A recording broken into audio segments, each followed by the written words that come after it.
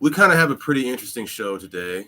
Uh, I want to talk about health and fitness again. We were talking a lot about fasting last week, and I had a couple homies that asked for some help, and obviously I reached out and definitely gave that help. And I've been doing a lot of well, not a lot. I've done cryotherapy 2 out of the last 3 days, and I can already feel a difference.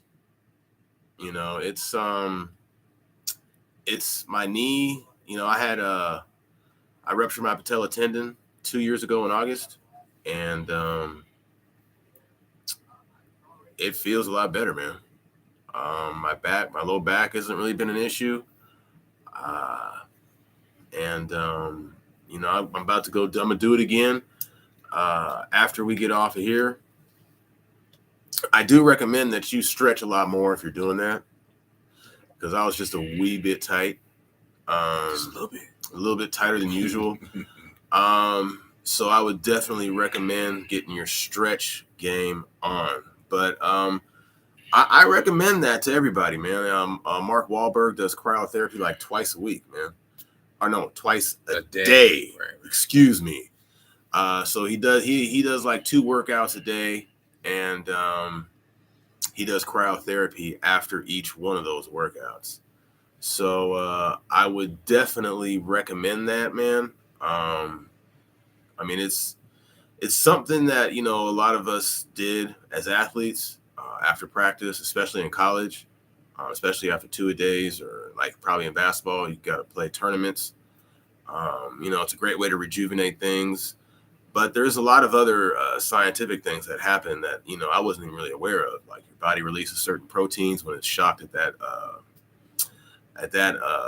low of temperature, and there's definitely a lot of benefits there. So I highly recommend it. It definitely sucks for the first minute, but after that, it's really not that bad unless you keep moving. Then it kind of resets. You would know. I do know. So, but and to kind of get on with the show, if anyone has any questions about health and fitness, you can always just drop something in the comments, and we can definitely help you out with that. But I wanted to address. I just thought of something. It just hit me. Okay. I want to address the landmark legislation that just passed to get rid of gerrymandering in Alabama. Oh yeah. That was huge. Yeah. That was huge. Not only just need to pass the rest of the Civil Rights Voting Act, but that's huge for us, because the problem is that the politicians have been selecting the voters, and we need to be able to. The voters need to select the politicians. Oh And yeah. the only way you can do that is by not having gerrymandered districts. Okay, they have a formula for it to be equal, but the Republicans won't agree to that formula. It's a computer generated formula, and what that does is it guarantees that each district votes equally. You can't draw a squiggly crazy line to just get all black people in voting in one area and all white people in another. It actually divides districts up equally. For example, okay, let's go to South Carolina, which is roughly 40% black, but they're only getting there. I think they have 4.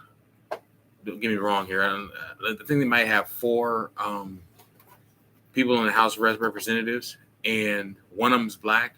So 25% of the black people are getting represented, where there's 40% of the black people in the state. You see what I'm saying? So you want to be able to represent where you live. And in the South, gerrymandering is gone completely crazy. Now, to be fair, in the North, in New York, gerrymandering. Can I correct you real quick? It's looking like it's 29.5%. Oh, so it's 30%. Okay, 30%. So, instead of 1/4 or whatever being represented, you should have 1/3 represented. Okay, so that would help out as far as having more Congress, more people legislating in Congress representing us. Um, Now, the gerrymandered districts are horrible in the South, and they're starting to be duplicated in the Northeast in New York, because New York is the same thing.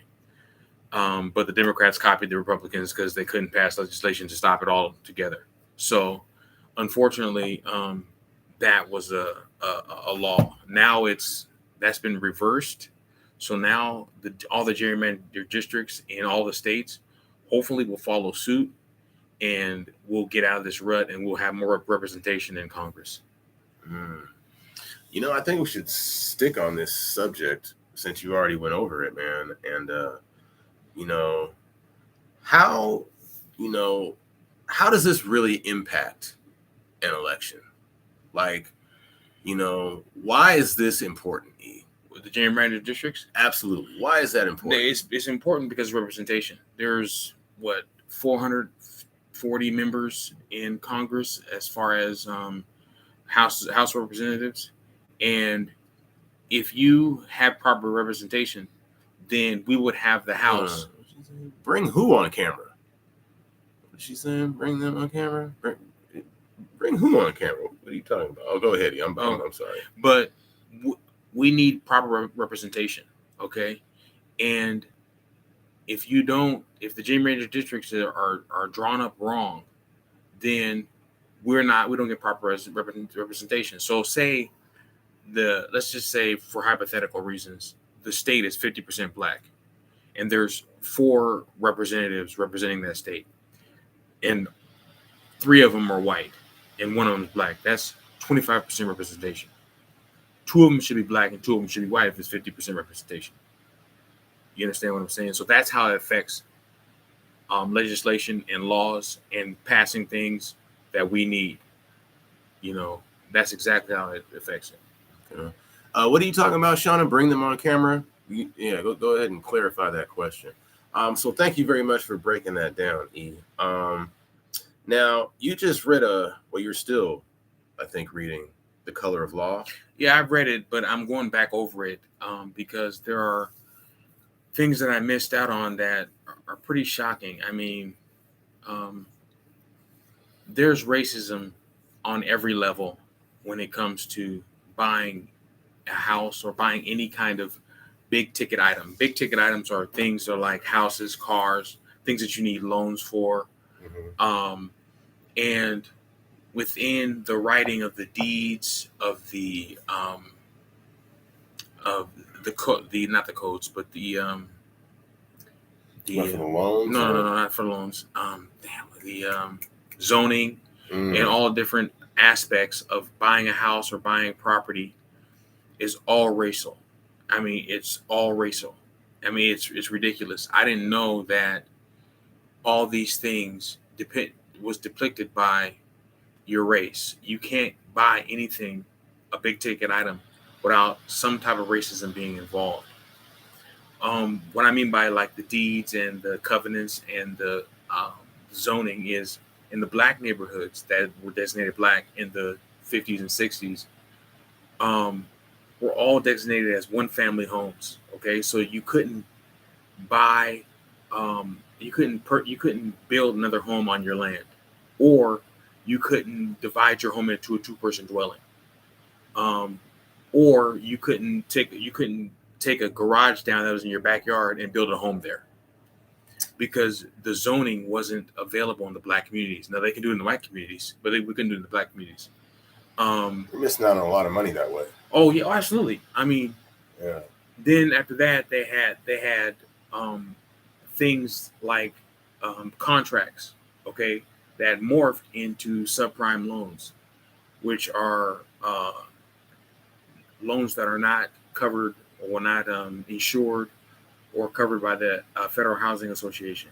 Okay, that way your interest rates are higher, your payments are higher, and your values are lower. But they had a situation, I remember, briefly that what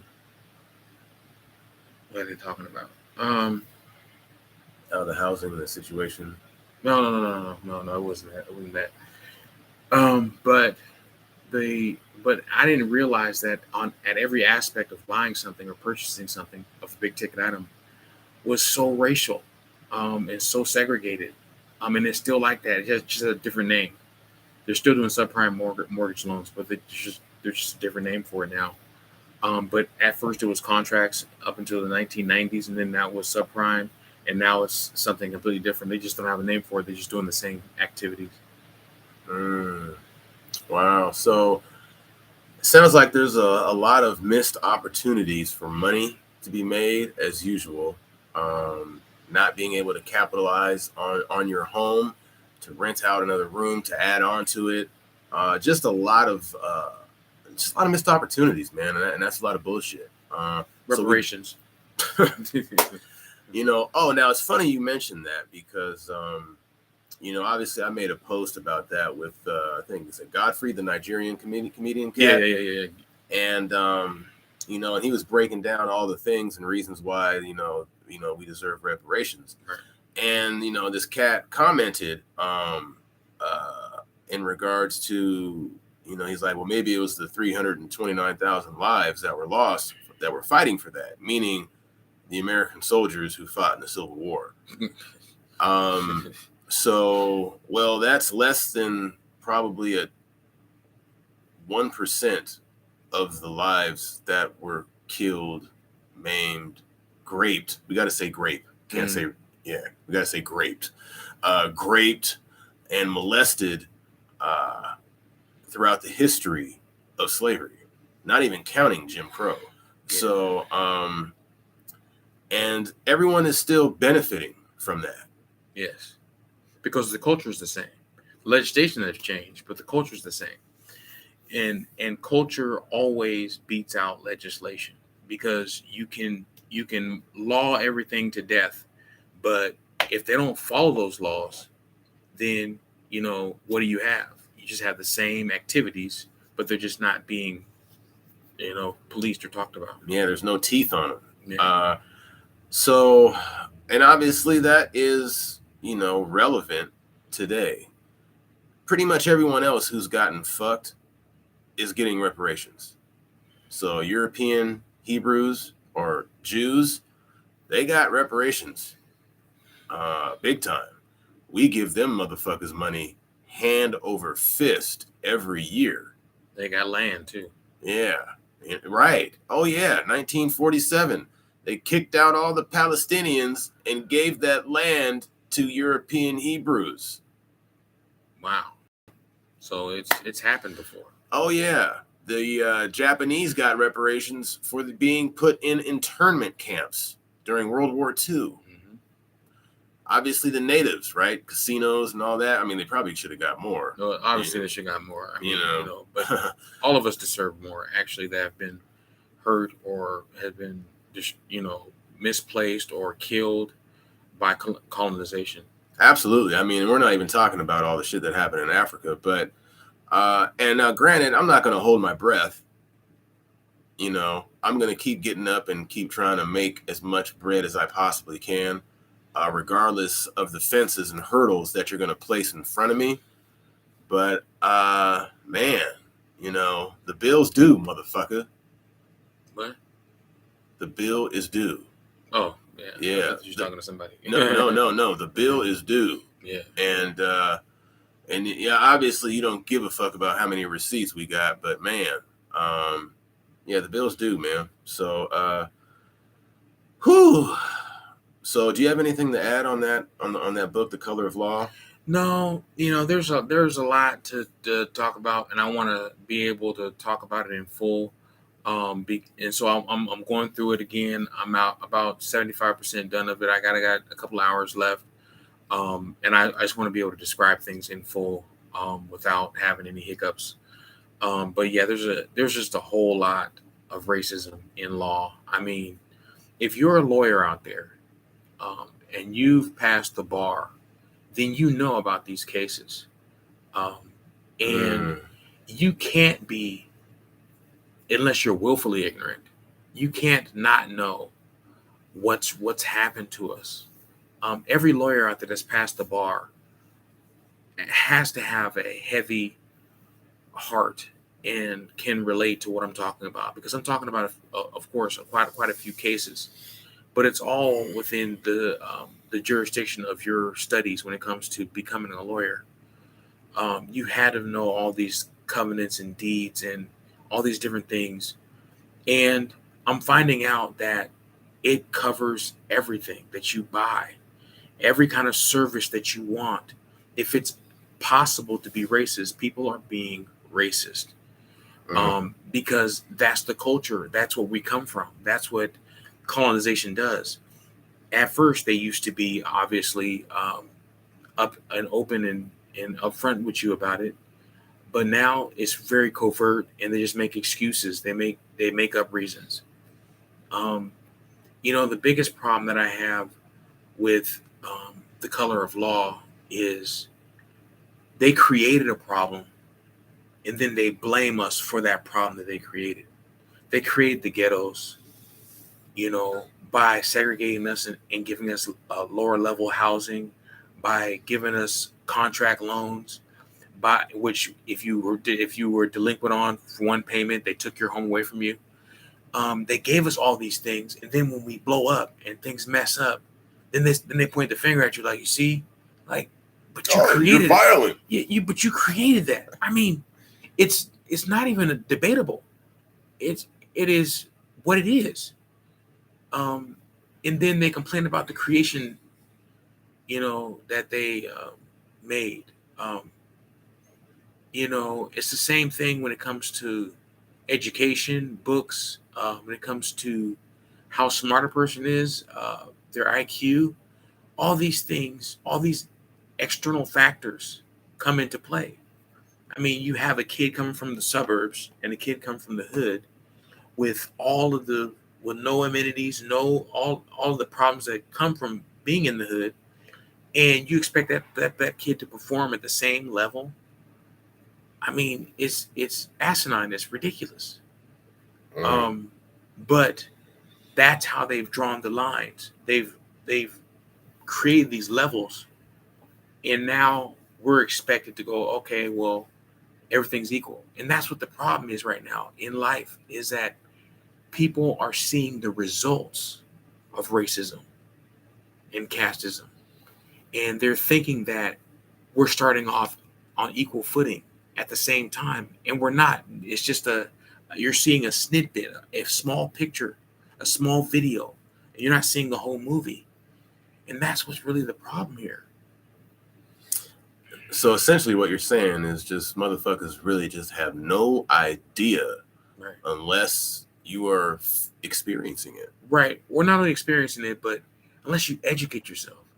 My biggest pet peeve is I want people to read the books that I've read and educate themselves, because just hearing it from me is not good enough. Oh yeah, The Color of Law. Do we got that book? Yeah, it's in the book. Oh, let me go grab it. But it is imperative that you read these books, because they explain things in detail.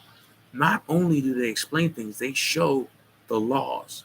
They show the time the laws were created, why they were created, for what reason. So it's not my opinion. It is. These are facts. You cannot argue these. They're not just something I'm saying.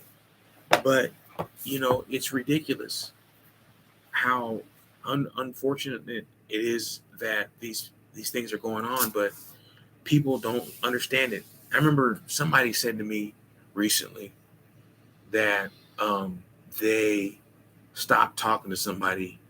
That person was black, and they stopped talking to him because they were racist. And I said, what? They said, yeah, the person that they were talking to was black, and they were racist. That's impossible. I said, that's interesting. So I was thinking to myself, I didn't say anything to him. I was thinking to myself, did they have a a big business and they didn't hire somebody that was white or something, or did they have some kind of control over housing or government or policy and created some law that was discriminatory against white people? Yeah. How are they oppressing? How are they oppressing this person of privilege? Person of privilege. And I just couldn't come up with any answers. Oh, so you mean that person doesn't like white people? Okay, that's another story, because we all can be discriminatory. Absolutely. Okay, but racism is a system. It is the ability to not only hold down, but to punish, and to control every aspect of another person's life, and make sure that they can't make it to your level. That is racism. The ability to do that, and there's nobody black that can do that. Exactly. And I remember we actually talked about, you sent me that text about banning books is fascist, right? Well, these are the books that they want to ban. Yes. Banned.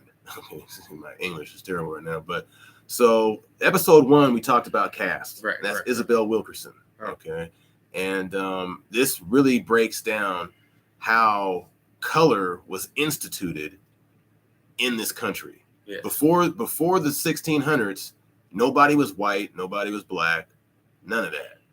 Okay, racism was created to maintain a caste system that actually is still happening today. That's correct. This is another book that he was just talking about, The Color of Law. All right, this would be another book that would be banned. And we haven't gotten to this one yet. Yeah, we're gonna get to that one. Dying of Whiteness. Okay, we're gonna get to this one too. Yeah, that's all about poor white people voting against their interest. The whole book is about that, because the progressive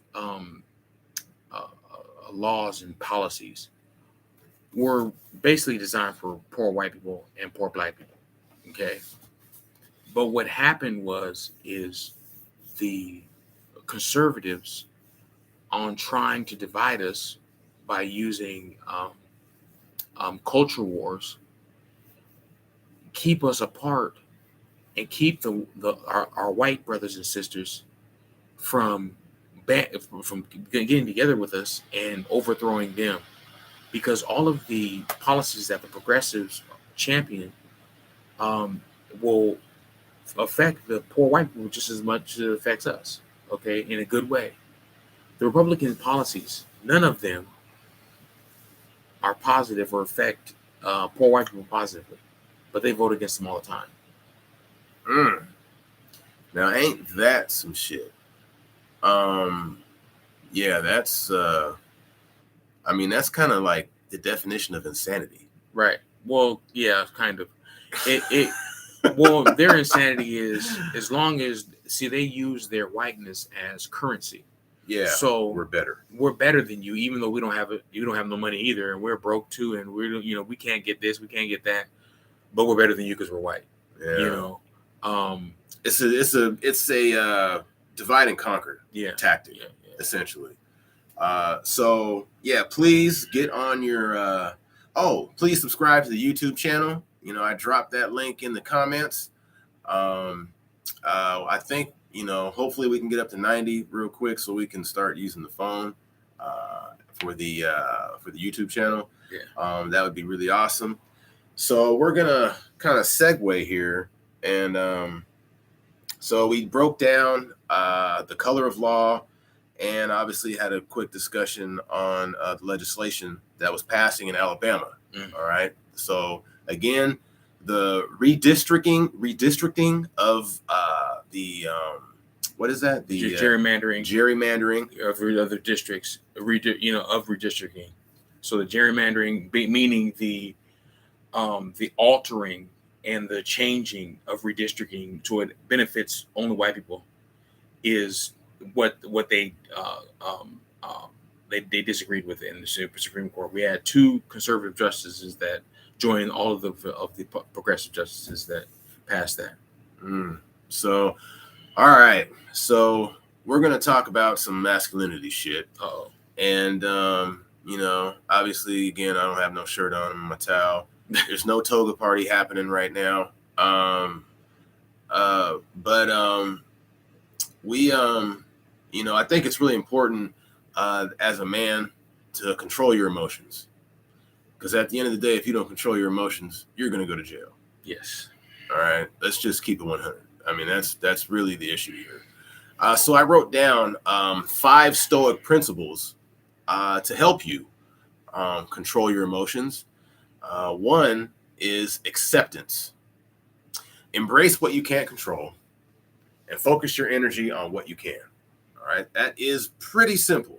If you can't control whatever's happening around you, you got to let it go. Don't let it affect you, and focus your energy on something that you can control. Now, second would be virtue. All right, prioritize moral excellence, integrity, and kindness in all your actions. Now, this is definitely something I'm working on.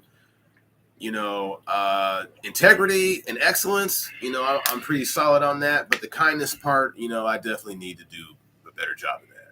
Sometimes I can be an asshole. So that's just what it is. Impermanence. Recognize that change is inevitable. Cherish the moment, the present moment, without attachment. So just enjoy the moments that you have in your life as they come, and when they go, they're gone. So try to really stay in the moment and embrace that. Inner peace, master your emotions. Respond to challenges with calmness, equanimity, and reason.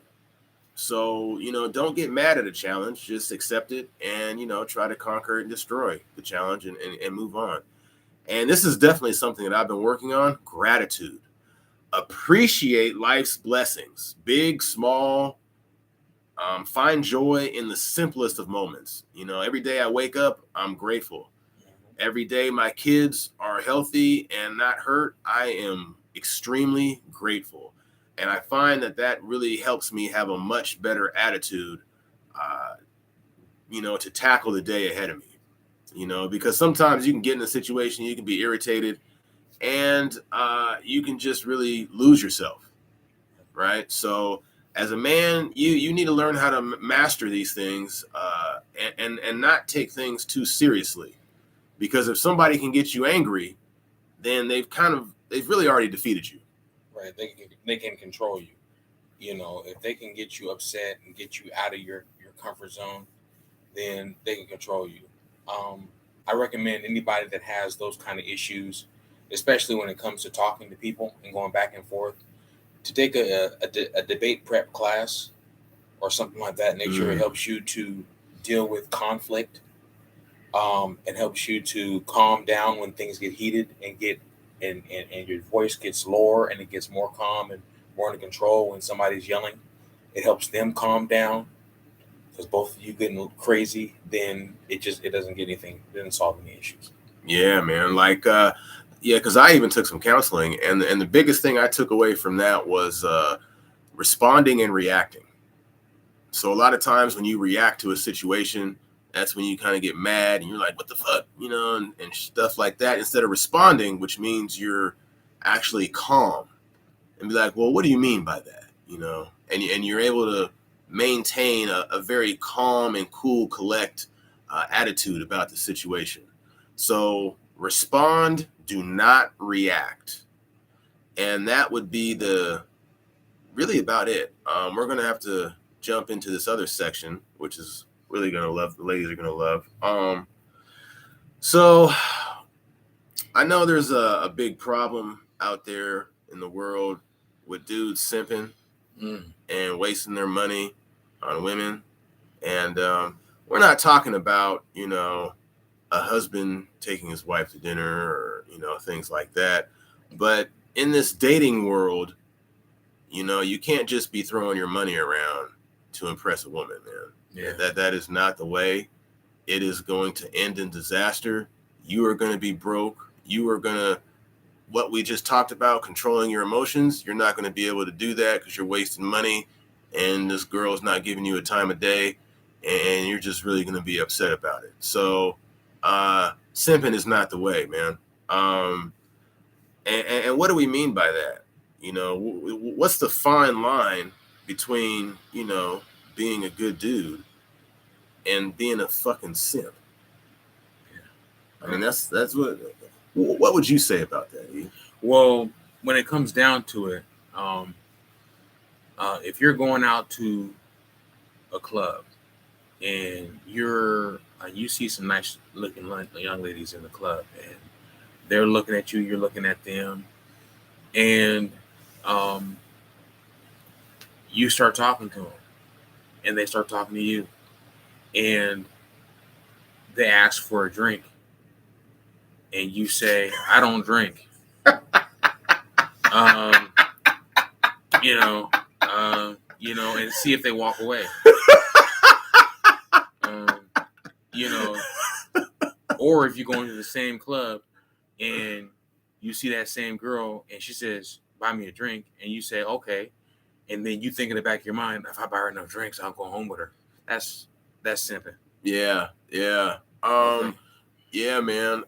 So I remember a girl I was dating at the time, you know, she would come back and she would talk about it and call those people sponsors. Simps. Yeah. Oh, you know, we found a few sponsors and drank about 5, 6 free drinks, you know. Mhm. Yeah. And then she came home to me, and then obviously, you know what happens there. But but I mean, it's and I think the important thing here is that you know, we weren't, or at least we talked about this yesterday. We weren't really aware of how big of a problem this is, and how big of a problem it is for actually men to date in general. I guess, Right. especially now in this climate, because all of the hypergamy that's going around, and that means is that there's really a small collection of guys who are having sex with all of these women online. Right. And you know, I kind of got a taste of it at work when the dude was talking about he couldn't get a date, you know, on Tinder or thing, and I'm looking at mine and it's full. And I was like, oh, all right. I really couldn't relate to that, but there's a lot of people who are out there struggling. And my advice to you is you got to have things that you're going to stand for and not stand for. Right. And you have to stick to those. You know, if you're finding yourself having to pull out your wallet to impress a woman, it's not the right woman. Right. I mean, there's really no other way to say it, man. Like, it's not the way. Yeah, and the thing about this is we have to take into consideration that, to be honest, if you're not a really smooth looking dude, then you got to have some game. You got to have some mouthpiece, because you got to make up for where you lack. Because if you want to attract the opposite sex, then you got to be. If you're not a smooth looking dude, you got to be funny or have some kind of personality that attracts these women in a different way. But you can't give in to simping no matter what you look like. Yeah. Because that's going to lead you down the wrong road. That's going to lead you eventually getting hurt or being tricked by a whore or prostitute or a gold digger. And then you can get mad at the dude and try to shoot him and all this other stuff. It's just not healthy all the way around. Not healthy for your career, not healthy for your mind, not healthy for your body, not healthy for your mental state.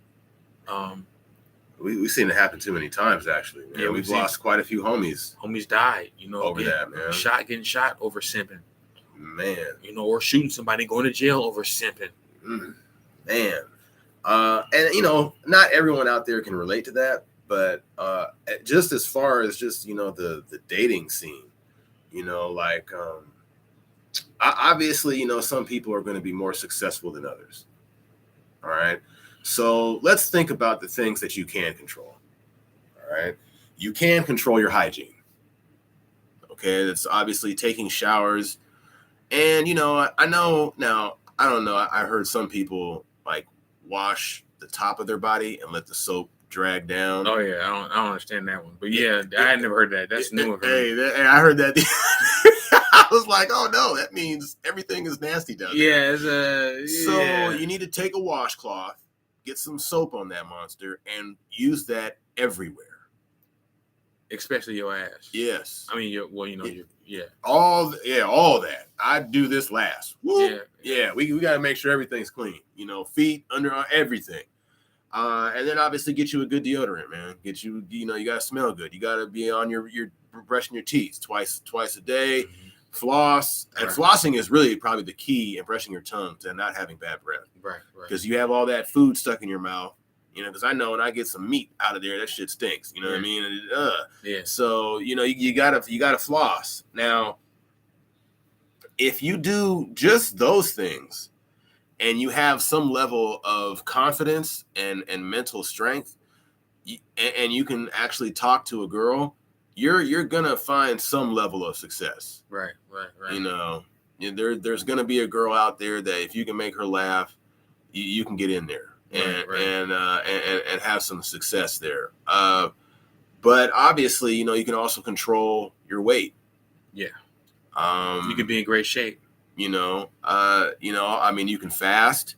You can hit the gym. This is in your control. Right. Regardless of whatever situation you're in, whatever genetics you were born with, whether you're an endomorph, which is somebody who is born with a lot more fat.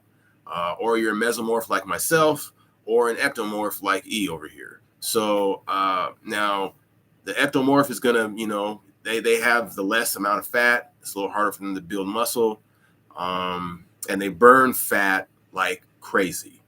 Now mesomorphs like myself, we burn fat pretty well too, but we also put on muscle pretty easily. And endomorphs actually put on muscle pretty easily as well. But their bodies really hold on to fat. Now, what does this mean? Well, if you're an endomorph, you can still lose weight. It's just going to take a little bit more discipline. Right. We talked about fasting, I think last episode. Yeah. And it's really just the key. Just don't eat, man. Yeah. If you can intermittent fast, 16, 18 hours a day and go walk, you're going to lose a lot of weight. Yes. Period. Point stop. And I didn't even say anything about lifting weights. I was able to maintain my college playing weight without lifting a single weight and fasting and just walking. Right. Okay, I'm gonna say that one more time. I was able to maintain my college playing weight, which is around 180 pounds. I'm 5'9", just by fasting and walking. Right. And again, what is fasting? That is drinking nothing but water for a minimum of 16 hours. And this includes sleeping, so it's a good time to continue that going after you sleep. So once you go to bed, you wake up, don't eat breakfast, don't eat lunch, and then eat dinner and do some walking before you eat dinner and maybe even after. And you're going to lose a lot of weight. Right. I mean, that's just really it. So, for the people out there who are struggling in the dating world, the more you can do to make yourself more presentable, the better. Not only that, making yourself more presentable and getting yourself in better shape creates what? Confidence. Exactly. And that's the key to attracting the opposite sex is confidence. Yeah, women don't like somebody who's not confident, man. In fact, they can smell that shit. They can smell desperation like a shark can smell blood. I mean, it's bad. You'll get eaten alive, man. And they're gonna be asking you for drinks. Yeah.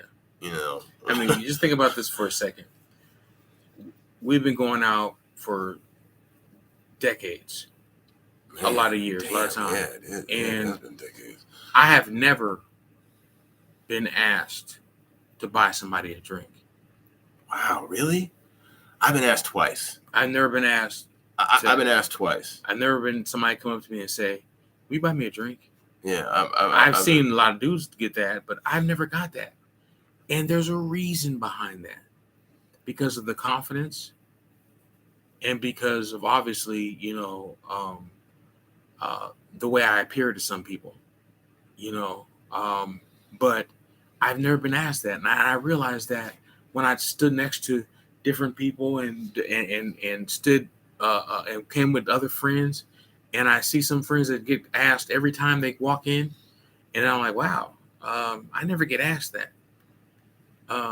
Yeah, because usually they don't want me to buy them drinks; they want to get to know me. Yes. So, yeah, I've been asked twice. I remember once, I think it was at the catwalk. This girl came up to me and asked me that, and I looked at her and I was like, "Do I look like a fucking ATM machine to you?" And she was like, "Oh." Yeah. I mean, actually, I think that's the only time I really remember that. Outside of that, yeah, I haven't gotten that, man. Yeah. But I mean, it's really a thing, Yeah. Especially with all the hypergamy going on right now, and I think dudes are really getting eaten alive out there. I wasn't really too aware of that struggle, man. But it is definitely a thing. What I find out though is guys set themselves up for this. I had another guy. I'm not gonna say his name for obvious reasons, but I remember he was kicking with another. It was two coworkers, and they were kicking it with two girls. He says, "Eric, man, what's wrong with me?" He says, "The girls always ask me to buy them drinks, and they never asked my homeboy to buy him drinks. And we go back to the hotel, and I hear him doing his thing next door to us. He's wearing her out, and I'm not never getting none." I said, "Man, that's because you're buying her drinks. Okay, she's categorized you as a sponsor, and when you act like a sponsor, they're gonna treat you like a freaking sponsor. Okay?" And he's like, "Oh, so I gotta be masculine. Um, I gotta be, the man in charge." It's yes, you gotta have confidence, because usually he recently at that time lost like 30 pounds and stuff, and he's like, "Yeah, and I'm getting in better shape." I said, "That's right. It's all those things in conjunction, is that you need to be able to have a confidence in yourself that radiates off you, that other people can notice and see. That way, all the girls don't come up to you and ask you to buy them drinks." And it's interesting that I say that, is because that's the one thing I've noticed over the years. That's a big difference, and I'm pretty sure women don't even notice it. The women that are watching us now, they probably don't notice that there's guys out there that don't get asked to buy drinks, and there's guys out there that do. I just haven't noticed it in my life, because I seen it, and I asked friends. I said, "Do you always get asked that?" They said, "Yeah." So wow, I wonder why I've never been asked that, and now I know. And it's important for us to make that distinction so that we can gain confidence. And my friend, he got in better shape. He stopped acting like a simp, and he stopped getting asked if he can get him a drink, and it worked. Well, I mean, it's really just that simple, man. That being confident and having something to stand on, and not falling for certain shit is just probably really paramount in that. And girls are going to smell that, man. They're going to smell the lack of confidence, the desperation, and you really building yourself up is going to eliminate a lot. Taking care of your hygiene, taking care of your weight, and remaining mentally and emotionally strong. Yes. Remain, meaning you can leave it, or you can take it or leave it at any time, no matter how far you're into it. You can take it or leave it anytime. You've got to have the mental and emotional strength to be able to do that. Man, that's really paramount, and I'm glad I brought up the emotional strength at its portion, and just 5 Stoic principles: acceptance, virtue, impermanence, inner peace, and gratitude. really incorporating those things in your life is going to promote a huge change, because that desperation that the women are smelling on you is going to disappear. Okay, really, we can sum it up by just not giving a fuck. Right. And if you don't get this girl, if you don't give a fuck, they're going to feel that. Yes. Right. And that's a part of it. You don't have to be the best looking dude to be successful out here in this dating world. Right. Obviously it helps. Like obviously I'm wearing a towel right now. I'll answer the door like this. I don't recommend everybody do that. Right. But I've been working on my body for years, man. A lot of blood, sweat, and tears that I put into this, and so I'm able to do certain things that someone else probably can't. That's but correct. At the end of the day, everybody can work out. Yep. Everyone can prove themselves, and everyone can improve their confidence, man. Right. And read a book. The 4 Agreements is a great book to read in regards to improving your attitude. Mm-hmm. And the number one thing in that book is it says, don't take anything personally.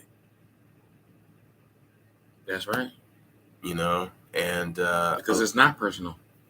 It's not. If somebody chooses somebody else, that's who they choose. That's who they like. That has nothing to do with you.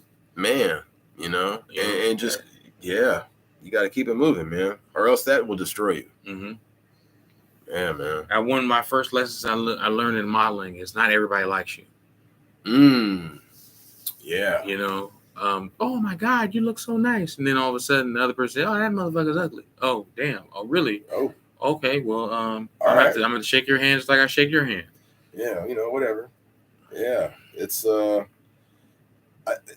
wonder if that's really a hard thing for someone to get over. Because I know dudes, or even some dude, a dude who I guess might be in our position, mm-hmm. you can take rejection. Mm-hmm. Because you still get rejected all the time. Yes. So you get in fact, you still get, no matter how nice a good-looking dude you think you are, you still get rejected more than what you are successful at. Oh man, times 10. Like, yeah, I mean, there's like a 10% success rate. Yeah, 10 to 20. I mean, it's pretty low. It's pretty low. So dealing with rejection, and yeah, man, it's just, you can't take it personally. You just gotta let it roll off your shoulders and keep it pushing. Yeah, and you gotta understand something too, that a lot of the rejection is not because they don't like you to think that you're ugly. A lot of times it's because they think that you're too good for them, or that you're too nice looking for them, or that you're too masculine for them, or other things other than something that would make you feel what you would think that would make you feel self-conscious or not confident in yourself. So you got to understand that there's a percentage out there that believes other things other than you're just an ugly guy. Okay, so don't ever take it personal. Even if you're dealing with somebody, say you're dating somebody and they tell you they found somebody else. Hey, that's how the ball bounces, man. Don't take it personal. They found their better mate. It's a cold game. It's a cold game out there, man. I mean, I know we've experienced a lot of things, and I wouldn't want to put those experiences on anyone else, right? Because there's some down and dirty stuff that's happening in that game. But you just can't take it personally, man, at all. Nah, man. But you know what? It made us the men that we are now. And so it was good for us to go through those hard situations. And it's good for men to embrace those hard situations that they go through, you guys out there, and be able to get over those situations because you don't take it personal. You can be married to somebody and they find somebody else, and you got to soak that up. And you're like, it's going to hurt. Yeah. But you got to pat them on the back. You know what I'm saying? And let it go. It's a cold game out here. You know what I'm saying? You're not the perfect person for everybody. And you can't get caught up in that. You got to let it go. Yeah, it's part of having emotional and spiritual and mental strength. Yeah, I mean that's a cold one right there. A lot of people probably disagree with that. I posed a question about that Mm. in regards to, if your significant other messed with a close family member or a friend, Right. whose fault is it, right? Right. And I think it was 1, 2, 3. Like, 1, it is the woman's fault. 2, it's the family member's fault. Or 3, it's your fault for choosing that woman. Now, for me personally, I would choose 3. And for me personally, I wouldn't choose any of those. Yeah. I would say it's nobody's fault. They chose. Those two chose, and that person might have been a good woman, but she just found somebody that she liked better, and they found somebody that and the other person found somebody they liked better, and you just they get married and they have kids and they have a nice life, and neither one of them are hoes or prostitutes or anything. They're both good people, and they just love each other. Wow. That's a great answer. It's to me, it's not 1, 2, or 3. It's they 4. Everybody found each other that they love, and unfortunately, It wasn't you. Man, boom, damn. You know what? And you know what's interesting? You say that, and Mm-hmm. I didn't learn this on my own. Somebody very close to me told me this, and I was like, "Wow, that makes sense." Oh wow, that makes sense. I was like, they were like, "Yeah." She was like, "Yeah, if I met somebody that was in your family, or you've met somebody in my family," and I was like, "Wow, that's man, that's interesting." I mean, obviously, I would, well, not obviously, but I would accept that, right? It wouldn't phase me like it would the next person, but I would. I guess what I'm saying more so is that situation is probably more of a not what you described. You're describing two people breaking off from a relationship and forming a new one that's going to last, right? Or let's say it just depends. It could be a heat of the moment situation where that's not acceptable. I mean, if you're in a relationship, if you're boyfriend or girlfriend, you're married, that's not acceptable. So you're not going to deal with that person.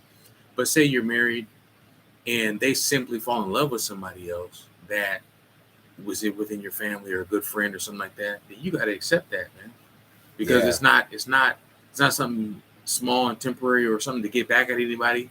They just happen to get along and they're it for each other. And you got to embrace that, man. It's gonna hurt, but you embrace that pain, man. It's nothing. You embrace that. Yeah, get back up and keep moving. Well, I think that's about it.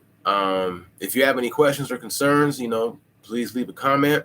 Again, please subscribe to the YouTube channel. We got to get over 90 subscribers so we can stop using this this computer for our YouTube live. And I think we're going to start doing some more. I think I need to start going on IG live. Yeah. I think the more platforms, the better, man. So, again, thank you everyone who tuned in. Please comment, like, share, hate. Tell me I need to put a shirt on, whatever. We don't care. We want to hear all of it. So hopefully this was able to help somebody. Again, if you want to lose weight, all you really need to do is fast and walk. That's it. And I think everybody can do that. Right. And eat reasonably clean when you are eating. Eat reasonably clean. Don't just eat pie when you're not fasting. Yeah, don't do that. Don't do that. That's not good. Well, I think we're about to get out of here. I got to go take an ice bath, so I'm probably going to throw that on IG Live. But yeah, you guys have a good night. It's been real.